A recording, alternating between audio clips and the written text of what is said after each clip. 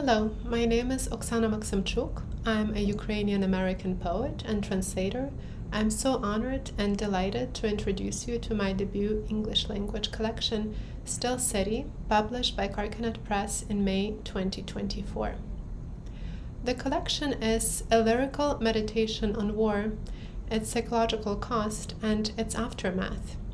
In writing it, I've tried to balance between sensations that, for me, have become associated with war experience, the deafening numbness and the blinding intensity of daily life, and the sense of aliveness and clarity you gain when you face a life-changing event. The transformation is not a straightforward destruction. It's a form of rebirth and emergence of a new self with a reconfigured vocabulary and an estranged relationship with language. The process of writing this collection enabled me to retain an illusion of being an agent of change rather than simply a plaything of history and of shared fate. I hope this joyfulness of choice, even if it's a tragic one, and the possibility of transcendence it offers is conveyed to the reader. For me, the title Still City toggles between two meanings: a city fallen still, awaiting the enemy incursion, and a city that still functions, not having been laid to ruin yet. Perhaps most directly, it alludes to a genre of painting known as still life, which in Ukrainian is a term borrowed from the French naturmort, literally dead nature. Against this backdrop, the speaker of the poems emerges as excessively animated, frantically in motion cognitively and spiritually, trying to understand the transformations, both inner and outer, that she is bearing witness to. The composition of this collection took place over a period of just over 2 years. I began it in Lviv, my hometown in Ukraine, in the months preceding Russia's full-scale invasion. I continued working on it through our family's temporary displacement in Budapest, the US, Vienna, and Warsaw.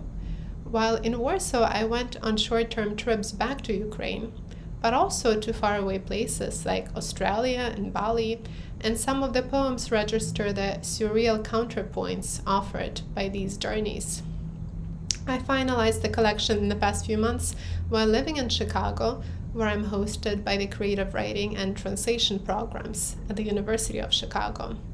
This experience has added yet another dimension to the collection, as I've become viscerally aware once again of the mortal and moral risks we are willing to bear in the name of freedom. Still City is abstract enough that it could be born out of the predicament of any poet writing from a besieged city. By calling it a diary, I wanted to tie it to a particular time and place, and also to convey that it's not a fictionalized account, but something that's more complicated, a living poet's journal of an actual historical process, composed while it's still unfolding and its contours and consequences are yet indistinct. I draw on various perspectives and sources, from news reports to interviews, found footage, and drone recordings. Many of the poems emerge from conversations with my family, some of them in Crimea, others in Kherson, yet others in northern Ukraine, all in different stages of potential and actual foreign occupation. These second-hand accounts are an important aspect of writing for me, as they're an essential part of life in a family and a community. Even if you're in the very heart of the war, at the so-called point zero, there is only so much that you can witness with your own eyes. Our experience is shared, deeply shaped by the viewpoints of others. At the same time, because so much news is conveyed through hearsay, there is also tremendous uncertainty and vulnerability to this public opinion, making it susceptible to propaganda, psychological manipulation, and disinformation campaigns. Perhaps one of the key themes of the collection is the blessedness of inertia, of habit, which gives content to a special kind of resistance and defiance as a refusal to let war change how we live and what we love. Even in the war zone, people try as much as they can to lead normal lives. When your whole way of existence is on the verge of disintegration and fragmentation, you still try to give it form, to imbue it with a certain rhythm and musicality, to arrange it beautifully. I suppose the whole collection constitutes such an attempt to rearrange a shattered self with its shreds of language into a work of art. I'll conclude with a poem that speaks to this urge, juxtaposing different moments and situations to bring out a common thread, renegotiating the boundaries of the I at the heart of the poem. Approximations. Waking up in a borrowed room, in a body borrowed for a time, in a time borrowed and hardly used. I remember how light my head becomes when the boys overtaking us in the alley tickle me with guns, running them down my spine, then my hip. How I levitate, the force of a scream suppressed, lifting me up and up.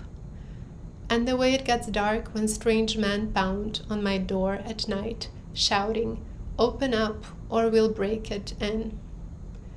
Right before the war, I'd wake up in a bed, dreaming of another bed, body in it exposed, bone by bone, like a radiograph, through a brilliance, an explosion tearing at the membranes that ensconce the sleeper.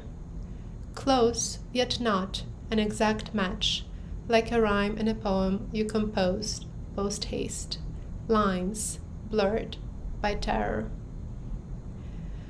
Thank you so much for being with me today, and I hope that you find the book worthwhile.